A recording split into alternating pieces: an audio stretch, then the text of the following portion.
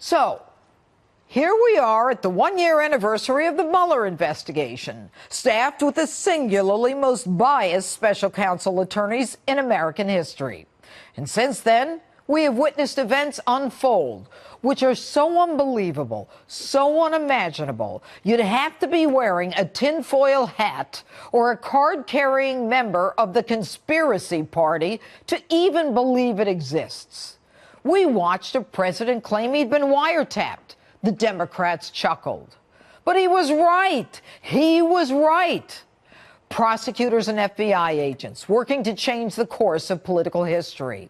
A shadow government whose agenda is to maintain their own power and control. A deep state we thought existed only on the pages of novels. Alive and well here in the United States of America. We've watched in real time as text messages revealed those agents conspiring not only to interfere with the presidential election, but to then create the basis to overthrow a sitting president. $10 million and millions of documents later, nothing, I repeat, nothing has touched the president in spite of their claims. Have Democrats found any evidence of collusion? Yes, we have. I still maintain that there is evidence of collusion, and I can't go into the particulars, but there is more than circumstantial evidence now. And every time we hear more is coming, the deep state does nothing but continue to show how deep and dirty it is. The head of the FBI lies to Congress. He even lies about the statutory elements of a crime because he wants to protect Hillary Clinton. That same director conducts a laughable, make-believe investigation of his favorite Hillary with no grand jury, no search warrant, no subpoenas, where he sat back and watched as the accused destroyed evidence, deleted emails, with his cohorts in the Department of Justice hands out immunity deals without ever requiring that they testify. He exonerates the target before the investigation is even over. So biased that he allows the same FBI agents who exonerate Hillary to create an investigation against Donald Trump based on a fake dossier to create the basis for surveillance of the Trump campaign, paid for by the candidate they wanted to win. The FBI knew that Hillary Clinton and the DNC paid for that dossier that had no basis in fact. They even tried to get a friendly judge to take the case and issue the warrant by trying to set up a dinner party as a cover. That judge ended up recusing himself from the prosecution of Michael Flynn. For months, we've watched as the FBI and the DOJ have denied having any documents. They said there are no emails on the Clinton-Loretta Lynch tarmac meeting, but there were. They lied to us. We watched as members of Congress try again and again to get documents from the Department of Justice and the FBI, but they won't hand them over. They stonewall, and there seems to be no way to get those documents. And all the while, the Department of Justice and the FBI sit back and watch as their candidate approved the sale of 20% of our uranium to Russia and then pocket $145 million for their so-called charity. All the while, the Clinton Foundation receives hundreds of millions of dollars from people doing business with the U.S. government, our government.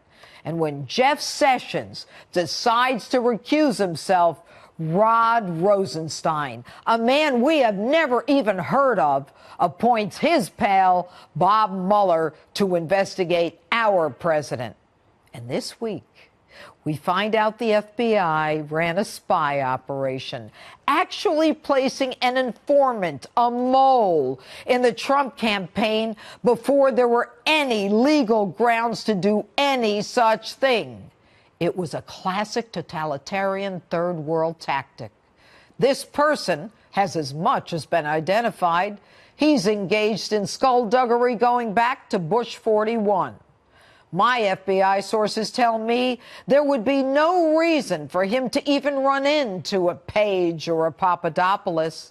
And get this, he's disappeared for the last 9 months. Now, I want you to remember that you heard it here first. Any collector, their name for an informant working on a national campaign, must have a sign-off by the Attorney General. Here, that would be liar Loretta Lynch. Lynch herself would have had to have approved an informant on that campaign. And if she didn't, then the FBI under James Comey was even more corrupt, going rogue in their attempt to destroy Donald Trump. But what, ladies and gentlemen, is unmistakable in all of this is that the single most dangerous person to the agenda of President Trump, the Republican Party, and ultimately to all Americans is the Attorney General of the United States himself, Jeff Sessions.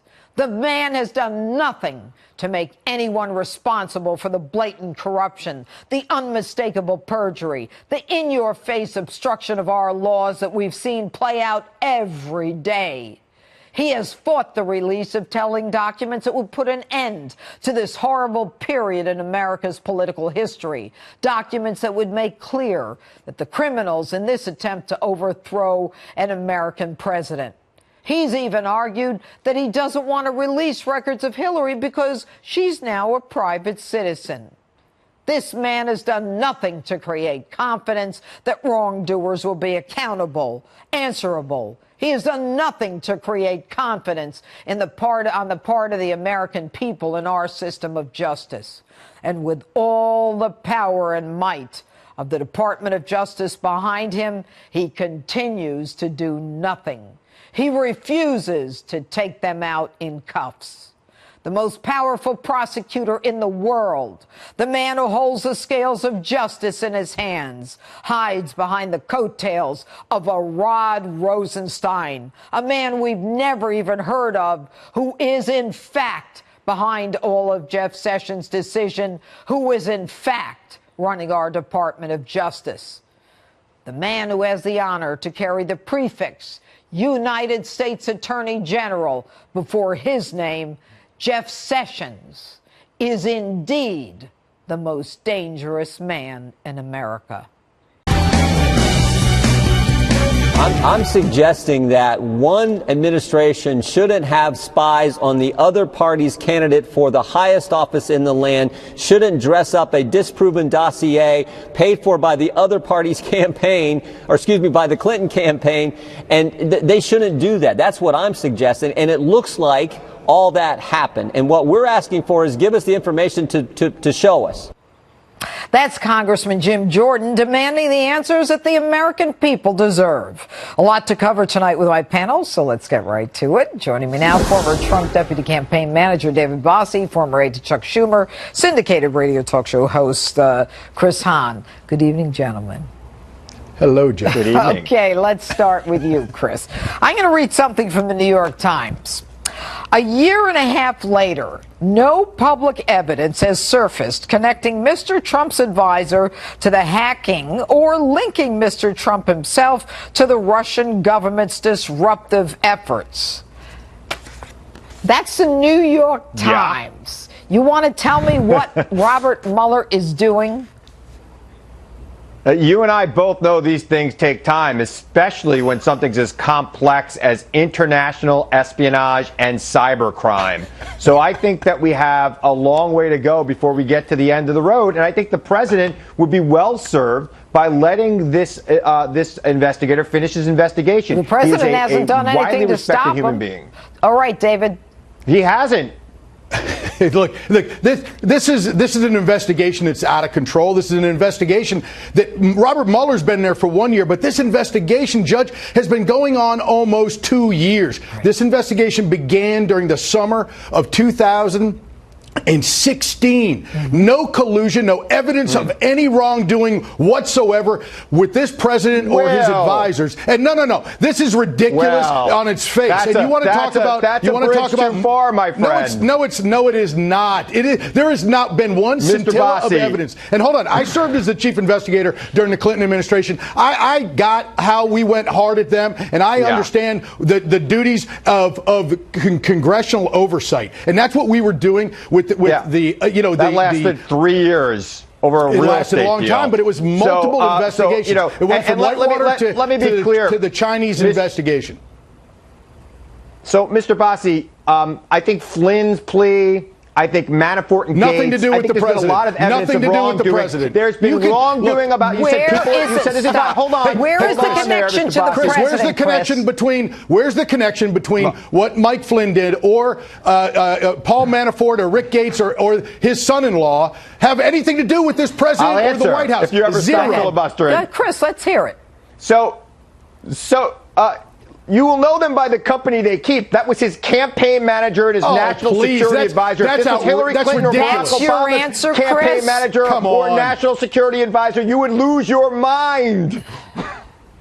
If that's the best you got, they should shut down this investigation tomorrow. Look, this is why. This is why. Very important. This is by the company to keep. That's not my words. That's the Bible. This is why. So, this is why the members of Congress. This is why the members of Congress I'm disappointed in you. You could do better than that. The company they keep. You know what? Does that mean that every Muslim, for every Muslim who kills another person, all Muslims are bad? Come on. No. Yeah, but the company they keep, he must be bad. We should indict him. That's ridiculous. All right. The president, Judge, if I could just for 1 second, that's why Congress, that's why Mark Meadows and Jim Jordan and others are demanding these documents from the Department of Justice, because that's what's going to go to the underbelly, to the basis of this investigation. And if we can see those, if the transparency for the American people, if Congress can get those documents, read them, and we can talk about it on television, we know we're in deep trouble. Excuse me, Chris. You shouldn't answer, but I got to tell you something, David. The only reason we're not getting those documents is because of Jeff Sessions. Did you hear my open? That stuff needs to come out. Why is Jeff Sessions still there? Why is he still there, David? Guys, do I need to send you a copy of Schoolhouse Rock? Chris, chill out. David, why is Jeff Sessions still there? Well, you know what? I think that the president looks at Jeff Sessions as somebody who's doing a good job on certain issues. On what? But on gangs, on MS-13, and on immigration. I'm just saying there's something to be said. Me. But no, and I don't know why the president has decided. Look, you serve at the pleasure of the president. Clearly, the president has decided that Jeff Sessions still serving. And you know what? You know what? Even the president says, and I'll go to you with this, Chris. If the FBI or DOJ was infiltrating a campaign for the benefit of another campaign, that's really a big deal. Only the release or review of the documents that House Intel Committee, also Senate, is asking for can give conclusive answers, drain the swamp. Isn't that correct, Chris? I mean, if we really want to get conclusive answers, why wouldn't they give that information? Why wouldn't they hand it over to Congress? They have oversight.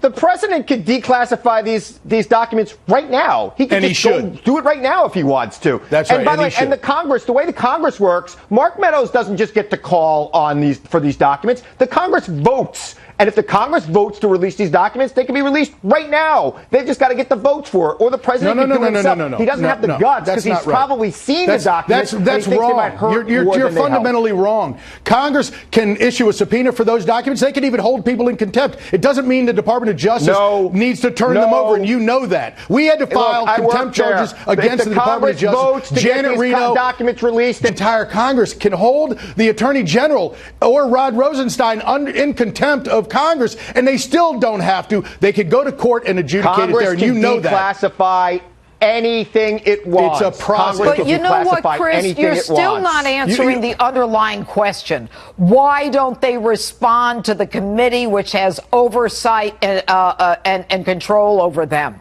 Why? Who are they? They have made a claim. That this will reveal sources and methods. Oh, baloney! So you know you can redact that in a minute. Overturn that claim.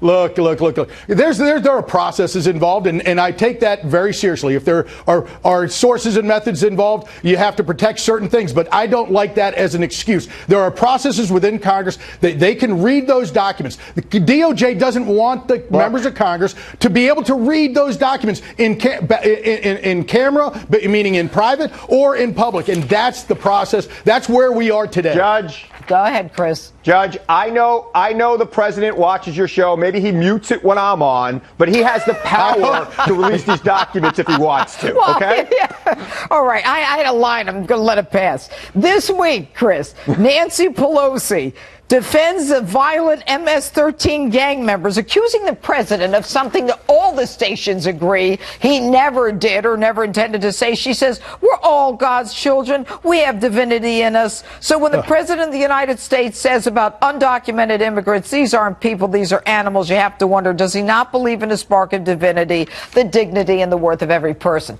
Everyone has debunked her claim that the president was talking about other people. But why is Nancy so in love with MS-13 gang members that she sees a spark of divinity in them?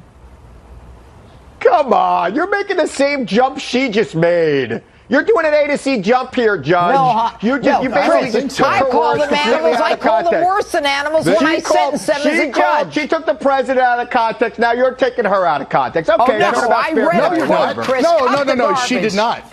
Go ahead, David. No, look, it's exactly what Nancy Pelosi said. Nancy Pelosi is defending MS-13. They are not only animals, she's not. They are animals that should be put down. Let's be honest. These people need to be dealt with, and they need to be dealt with severely. Process? I don't care. Look, they're here illegally. They're here illegally. They could go to jail or they could go home. Look, either way, I don't care. I don't want them on my streets. I think they should go live with Nancy. David or you, Bossie, Chris Hahn. Have a good night. Thank you. Thank you.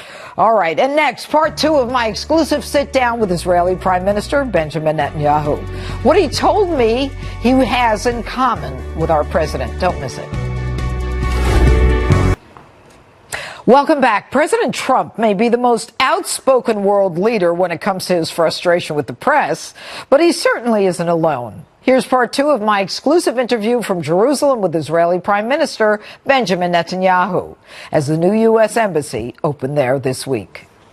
So you and President Trump are both straight-talking, no-nonsense, in your face. You find that you're similar? Well, sort of the press treatment of my tenures has some similarities to the United States press and their treatment of President Trump? Some. Does it frustrate you? No. I have a hard time getting used to any other reality, but I don't let it bother me. I just do what I think is right. And there's a social media, too, that is a new phenomenon today. That it can benefit you. Your father was a big supporter of Jabotinsky and the Iron Fist. He's passed, as has your brother. If you believe in the afterlife, they're looking down at you now. What do you think they're thinking as they're looking down on you on this historic day? I think they'd be very proud and very happy, because they'll understand the historic significance of this day.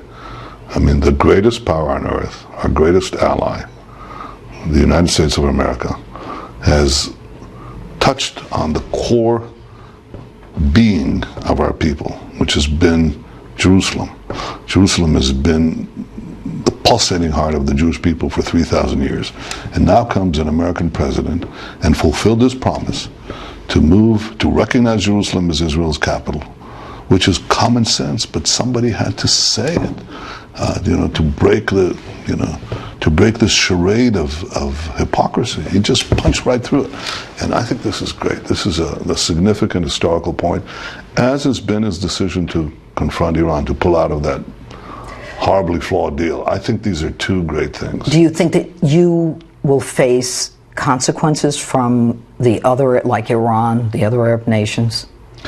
I think the Arabs are happy about this, about the embassy. I think they sort of have to, raise the usual protests, but I don't think they really care that much. And the Palestinians, certainly in Gaza, will use it as a pretext to try to rile up the masses against Israel. But what they want is not a peace with Israel. They want a peace without Israel.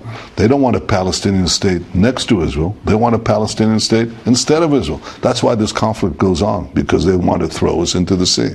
And the minute we'll get Arab leaders, as we got with Sadat and with King Hussein, the late King Hussein of Jordan, who are willing to coexist with Israel, then we're moving towards peace. I see that happening in the outer ring of Arab countries.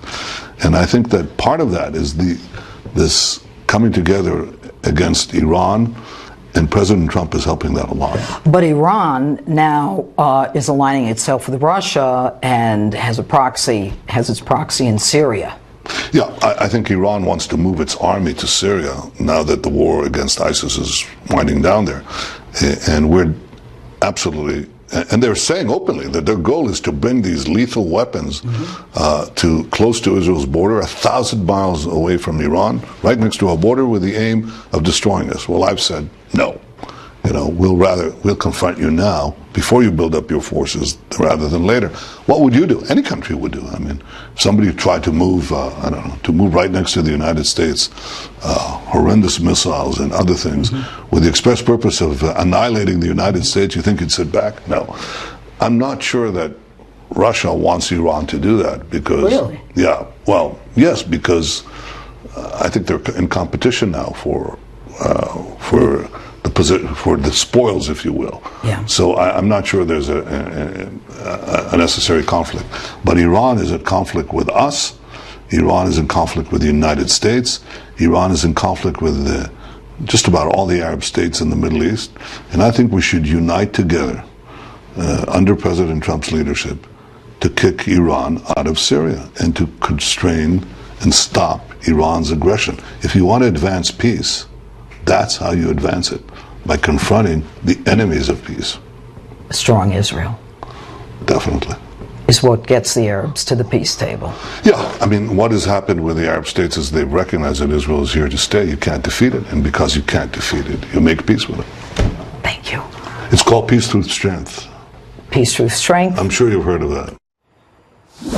My thanks to Prime Minister Netanyahu. And next, I'll take you inside the historic ceremony itself, marking the opening of the new embassy in Jerusalem. Don't miss it.